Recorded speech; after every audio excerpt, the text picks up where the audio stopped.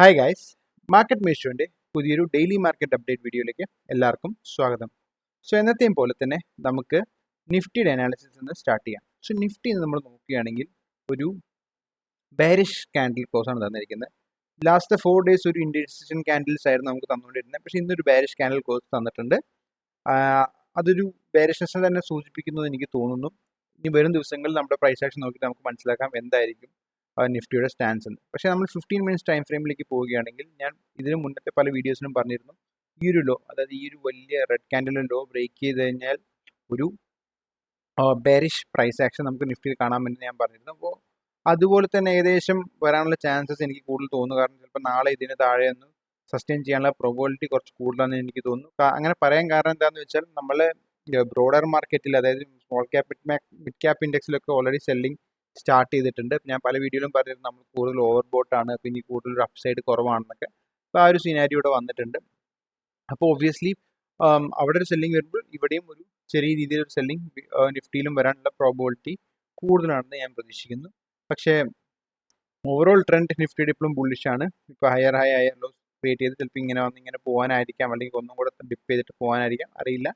പക്ഷേ as of now we are നമ്മൾ നിഫ്റ്റിയെ സംബന്ധിച്ചിടത്തോളം ചെറിയൊരു സെല്ലിംഗ് വരാൻ ചാൻസ് ഉണ്ട്. കാരണം ഓവറോൾ ബ്രോഡർ മാർക്കറ്റിൽ നമുക്കൊരു സെല്ലിംഗ് വന്നു തുടങ്ങിയിട്ടുണ്ട്.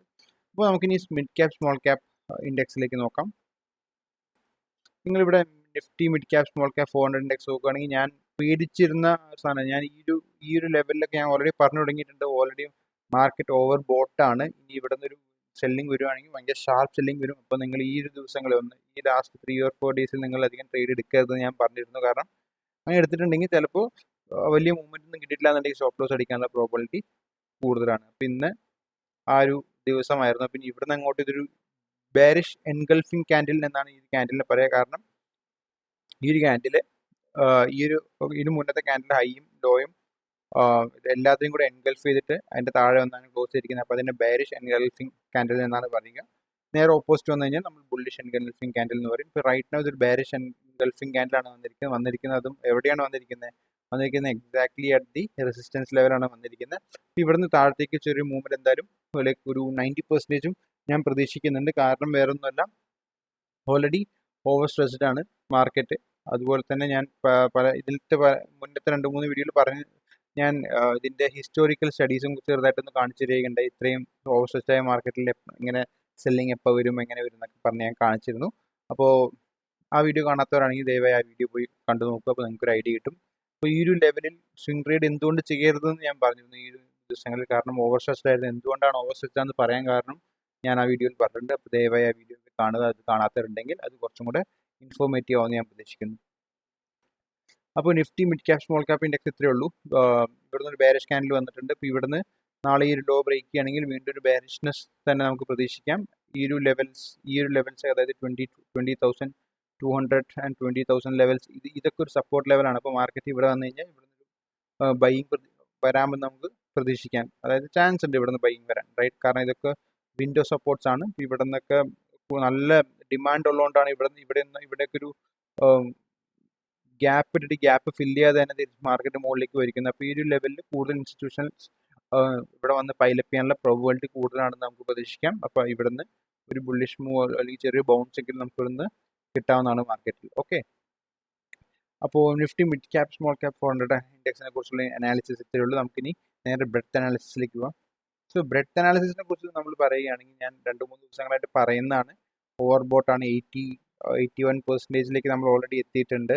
കഴിഞ്ഞ പ്രാവശ്യം 84% ഓഫ് സ്റ്റോക്സ് അബൌട്ട് 20 EMA എത്തിക്കഴിഞ്ഞപ്പോൾ അവിടെ നിന്നൊരു ബെയറിഷ് പ്രൈസ് ആക്ഷൻ നമുക്ക് കിട്ടി. Total percentage of Stokes about 20 EMA. അപ്പോൾ നല്ലൊരു ബെയറിഷ്നെസ് വന്ന് ഓൾറെഡി ടോട്ടൽ മാർക്കറ്റിലും വന്നു. അത് അവിടെ നിന്ന് നമ്മൾ താഴത്തേക്കാണ് വീണത്. അതേ ഒരു പ്രൈസ് ആക്ഷൻ, അതായത് അതേ ഒരു ലെവലിലേക്ക് നമ്മൾ എത്തി. 80 എന്ന് പറഞ്ഞ ഒരു എക്സ്ട്രീംലി ഓവർ ബോട്ടേജ് സോണിലേക്ക് എത്തിയിട്ടുണ്ടായിരുന്നു നമ്മൾ 2 days ബാക്ക്.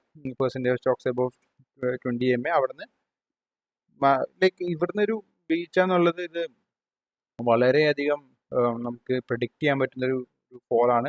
ഈ ഒരു ഫോള് ഞാൻ പല വീഡിയോകളായിട്ട് പറഞ്ഞുകൊണ്ടിരിക്കുകയാണ്. ഓൾറെഡി ഞാൻ ഇതിൻ്റെ 78 എബോവ് പോയപ്പോൾ 77 മുതൽ ഞാൻ പറയുന്നുണ്ട് ഓവർ ബോട്ട് സോണാണ് നിങ്ങൾ വാങ്ങുമ്പോൾ ശ്രദ്ധിക്കണമെന്ന്.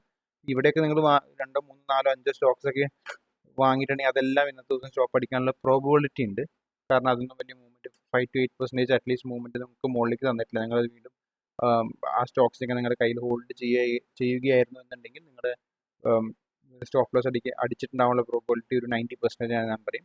ഈ ഒരു ലെവലുകളിൽ ട്രേഡ് എടുക്കരുത് എന്നുള്ളത് ഇങ്ങനത്തെ ഒരു അനാലിസിസ് നടത്തിയാൽ നിങ്ങൾക്ക് അറിയുള്ളൂ. കാരണം ഇങ്ങനത്തെ ഒരു ബ്രെഡ്ത്ത് അനാലിസിസ് ശേഷം മാത്രമേ നിങ്ങൾക്ക് മനസ്സിലാവുള്ളൂ. കാരണം ഈ ഒരു ലെവലിൽ ട്രേഡ് എടുക്കുന്നത്. അപ്പോൾ അഥവാ ഇപ്രാവശ്യം നിങ്ങൾ എടുത്ത് നിങ്ങൾക്ക് സ്റ്റോപ്പ് ലോസ് അടിച്ചിട്ടുണ്ടെങ്കിൽ അടുത്ത പ്രാവശ്യം ഇതുപോലത്തെ ഒരു സിനാരി വരുമ്പോൾ എന്ത് ചെയ്യണം നിങ്ങൾക്ക് അറിയാലോ. എടുക്കരുത് ട്രേഡ്, അല്ലെങ്കിൽ അഥവാ ട്രേഡ് എടുക്കുകയാണെങ്കിൽ വളരെ ചെറിയ പൊസിഷൻസ് എടുക്കുക. ഇവിടുന്ന് താഴത്തേക്ക് വന്നിട്ടുണ്ട്. ഇനി ഒന്നും കൂടെ താഴെ വന്ന് മുകളിലേക്ക് പോയി വീണ്ടും താഴെ വീഴുമെന്ന് അറിയില്ല, നമുക്ക് നോക്കി തന്നെ കാണാം. പക്ഷേ റൈറ്റ് നൗ സ്വിംഗ് ട്രേഡ്സ് അല്ലെങ്കിൽ ഷോർട്ട് ടേം ട്രേഡ്സ് എടുക്കാൻ പറ്റിയ സമയമേ അല്ല. നിങ്ങൾ സൈഡിൽ ഓൾറെഡി സ്വിംഗ് ട്രേഡ് എടുത്ത സ്റ്റോക്സുകൾ നല്ല പ്രോഫിറ്റ് കുഷൻ ഉണ്ടെങ്കിൽ അതിനെ ട്രെയിലിംഗ് സ്റ്റോപ്പ് ലോസ് വെച്ച് ട്രെയിൽ ചെയ്യുക. അത് മാത്രമേ നിങ്ങൾക്ക് ചെയ്യാൻ പറ്റുള്ളൂ. അല്ലെങ്കിൽ ഓൾറെഡി ചെറിയ പ്രോഫിറ്റ്സ് നിങ്ങൾക്ക് ഉള്ളൂ എന്നുണ്ടെങ്കിൽ നിങ്ങൾ ആ ചെറിയ പ്രോഫിറ്റ്സ് ഉള്ള കേസുകളിലൊക്കെ നിങ്ങൾക്ക് stop loss to the break ചെയ്യാൻ, അതായത് ബൈയിങ് പോയിന്റിലേക്ക് സ്റ്റോപ്പ് ലോസ് കൊണ്ടുവന്ന് വയ്ക്കാം. അപ്പോൾ അഥവാ പ്രൈസ് താഴത്തേക്ക് വീണ് കഴിഞ്ഞാൽ നിങ്ങൾക്ക് നോ ലോസ് നോ ഗെയിൻ എന്ന രീതിയിലേക്ക് ഇറങ്ങി വരാം. പക്ഷെ പുതിയൊരു ട്രേഡും കാര്യങ്ങളൊക്കെ ഓപ്പൺ ചെയ്യാനുള്ള സമയം ഇതല്ല. നിങ്ങൾക്ക് ഇതിന് പറ്റിയ പ്രോബബിളായ, അതായത് പുതിയ ട്രേഡ്സ് എടുക്കാൻ പ്രോബബിളായ സിറ്റുവേഷൻസ് ഓർ മാർക്കറ്റ് എൻവിറോൺമെൻറ്റിൽ വരുമ്പോൾ ഞാൻ വരുന്ന ദിവസങ്ങളിലെ വീഡിയോസിൽ ഞാൻ എന്തായാലും പറയുന്നതാണ്. ഇന്ന് നിങ്ങൾക്ക് അല്ലെങ്കിൽ ഇന്നത്തെ ദിവസം അല്ലെങ്കിൽ വരുന്ന ദിവസങ്ങളിലോ ആയിട്ട് നിങ്ങൾക്ക് കൂടുതൽ അഗ്രസീവായിട്ട് പൊസിഷൻ ക്രിയേറ്റ് ചെയ്യാം. അന്ന് നിങ്ങൾക്ക് പൊസിഷൻ ക്രിയേറ്റ് ചെയ്യാം. അതുപോലെ തന്നെ അന്നത്തെ ദിവസങ്ങളിൽ കൂടുതലും പ്രോബബിലിറ്റി വിന്നേഴ്സ് ഉണ്ടാകാനുള്ള പ്രോബബിലിറ്റി കൂടുതലാണ്. അപ്പോൾ ഞാൻ ഇതേവരെ ചെയ്തിരിക്കുന്ന എല്ലാ ഡെയിലി മാർക്കറ്റ് അപ്ഡേറ്റ് വീഡിയോസും കൂടെ ഒരുമിച്ചൊന്ന് കണ്ടു നോക്കി നിങ്ങൾക്ക് മനസ്സിലാകാം എവിടെയായിരിക്കും പ്രോബബിലിറ്റി കൂടുതലുള്ള സ്ഥലങ്ങൾ വാങ്ങാൻ. ബ്രെഡ്ത്ത് നോക്കിയിട്ട് നമുക്ക് എങ്ങനെ മനസ്സിലാക്കാം എന്നുള്ള കേസൊക്കെ.